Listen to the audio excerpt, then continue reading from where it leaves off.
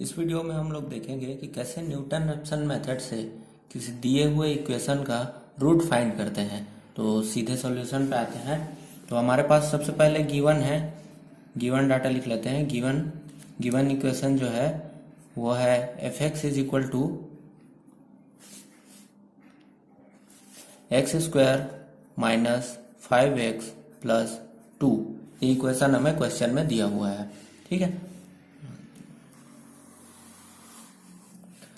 अब इसके बाद हमें एफ डैश एक्स निकालना है, क्योंकि फॉर्मूले में जरूरी होता है, मैं आगे बताऊंगा, ठीक है। एफ डैश एक्स निकालना है मतलब एक बार इक्वेशन का डिफरेंशिएशन कर देना है।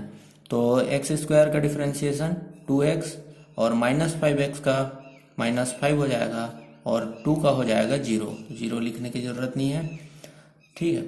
अब इसके बाद हमें क्या करना है कि एक लिमिट फाइंड करनी है जिसके बीच हमारा जो रूट्स है वो लाई करेगा, ठीक है। तो उसके लिए लिमिट निकालने के लिए x की डिफरेंट वैल्यू पे एफ एक्स की वैल्यू हमें निकालनी है, ठीक है। तो पहले मैं x की वैल्यू रखता हूँ 0, तो f 0 हो जाएगा। हमने 0 पुट किया है मतलब x के प्लेस पे 0, तो जहां जहां x है वहां 0 हो जाएगा। तो यहाँ एक्स स्क्वायर है मतलब यहाँ भी 0 हो गया, माइनस 5 इंटू 0 दैट मीन्स 0, और हमारे पास केवल बचता है प्लस 2। तो f0 की वैल्यू हमें मिली 2। एंड देन इसके बाद x के प्लेस पे 1 पुट करता हूं मैं, तो f1 जो होगा तो x के प्लेस में 1 पुट करेंगे तो 1 square minus 5 plus 2 that means minus 2, ठीक है। अब हमें यहाँ ध्यान देना है f2 भी निकाल सकते हैं, लेकिन यहाँ हमें ध्यान देना है कि f0 जब निकाले तो हमें मिला पॉजिटिव में और f1 निकाले तो मिला नेगेटिव में, मतलब यहाँ हमारा साइन चेंज हुआ, ठीक है। तो जहां भी साइन चेंज होगा इसका मतलब समझ जाना है कि जो पहले हमें x की वैल्यू पुट की थी मतलब कि 0 और 1, उसके बीच ही हमारा रूट जो है वो लाई करेगा, ठीक है। देन हमें पता चल गया है कि रूट लाइज बिटवीन 0 एंड 1, ठीक है। अब हमारे पास न्यूटन रैप्सन का फॉर्मूला क्या होता है, न्यूटन रैप्सन फॉर्मूला जो कि हमारे पास होता है X N plus 1 is equal to X N minus F X N divided by F dash X N, ठीक है। इसको और अब वैल्यू पुट कर देता हूँ। एफ एक्स एन की वैल्यू हमारे पास है ये, और एफ डैश एक्स एन की वैल्यू भी हमारे पास है, लेकिन उसको एन के रिस्पेक्ट में लिख लेता हूं मैं। तो इक्वेशन हो जाएगा X N minus X N square minus 5xn plus 2 upon 2 X N minus 5। कुछ नहीं किया है, बस x के प्लेस पे हमने xn को रिप्लेस कर दिया है।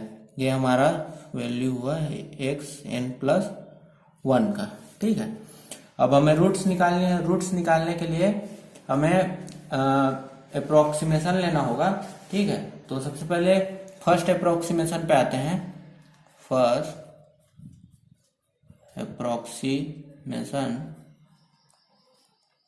हमें यहां से रूट लाइज बिटवीन 0 एंड 1, तो हमें यहाँ का पता चल गया है कि 0 और 1 के बीच रहेगा। तो हम लोग क्या करते हैं कि इनिशियल वैल्यू जो है वो 0 से स्टार्ट करते हैं। तो यहाँ हम लोग पुट करेंगे n is equal to 0 and x0 is equal to 0, ठीक है। इन इसको इक्वेशन 1 दे देता हूं, इन इक्वेशन 1, ठीक है। तो यहां से x n के प्लेस पे 0 रखेंगे तो क्या होगा, x0 plus 1 that means x1 is equal to xn n के प्लेस पे 0, तो ये हुआ x0, ठीक है, x0। उसके बाद माइनस यहाँ भी x0 का स्क्वायर माइनस 5x0 और प्लस 2 अपॉन 2x0 माइनस 5, ठीक है, यहाँ से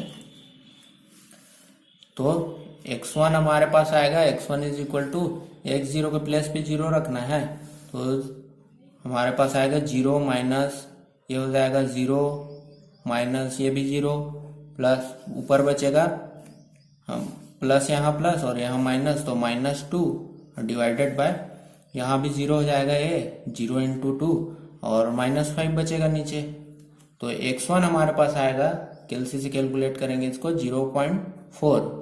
ठीक है, उसके बाद आते हैं सेकेंड अप्रोक्सीमेशन पे। सेकेंड अप्रोक्सीमेशन, ठीक है, इस पे हमें पुट करना है n is equal to 1 put करेंगे और x1 की वैल्यू हमें पहले से मिल गई है, यहां से कैलकुलेट किए तो x1 इज इक्वल टू 0.4, ये इक्वेशन 1 में पुट करेंगे।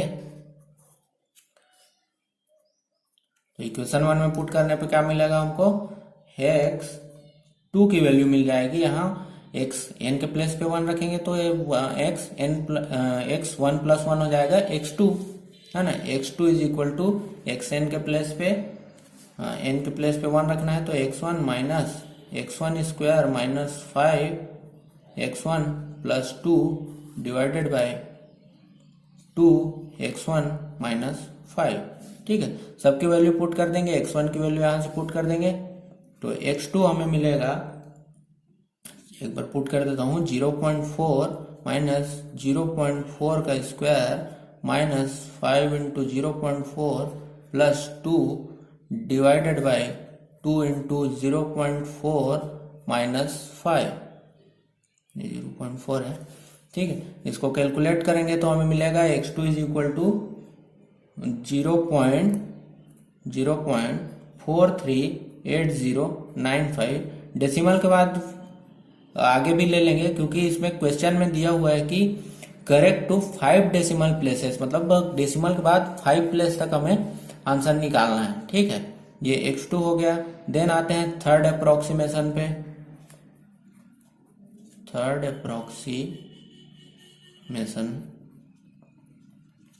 अप्रोक्सीमेशन में हम पुट करना है n is equal to 2 and x2 की वैल्यू हमें पहले से मिल गई, x2 इज इक्वल टू 0.438095। ठीक है, तो इसको पुट करेंगे अपन इक्वेशन 1 में, तो इक्वेशन 1 हमारा बन जाएगा x3 is equal to x2 minus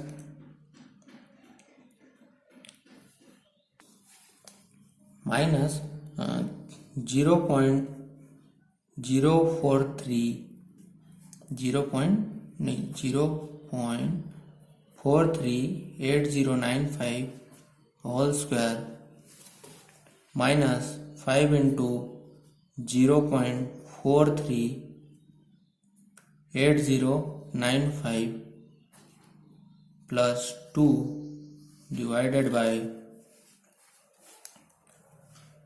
2 into 0.438095 minus 5।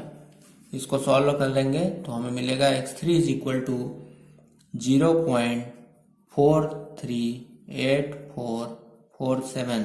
एक वैल्यू यहाँ से एक और मिल गया हमको। ठीक है, यहाँ से अपन x2 निकाले थे इतना और x1 निकाले थे 0.4। ठीक है, ऐसे ही हमें फोर्थ अप्रोक्सीमेशन लेना है। फोर्थ अप्रोक्सीमेशन,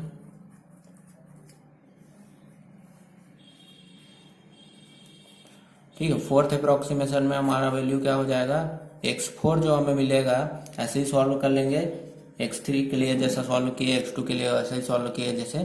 तो यहाँ हमरे को n is equal to 3 put करना है और पुट करना है x3 इज इक्वल टू 0.438447।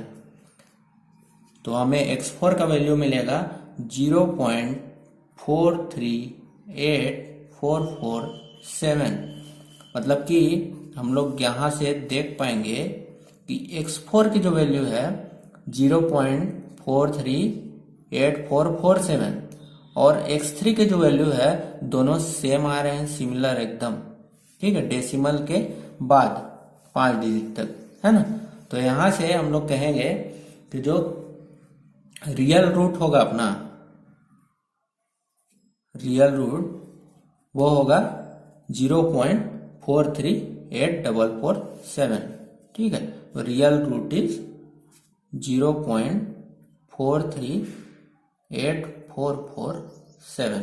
ये हमारा आंसर होगा। मतलब कि इस गिवन इक्वेशन से हम लोग ने जो रूट निकाला है, इसका जो रूट होगा न्यूटन रैप्सन मेथड से, वो होगा 0.438447।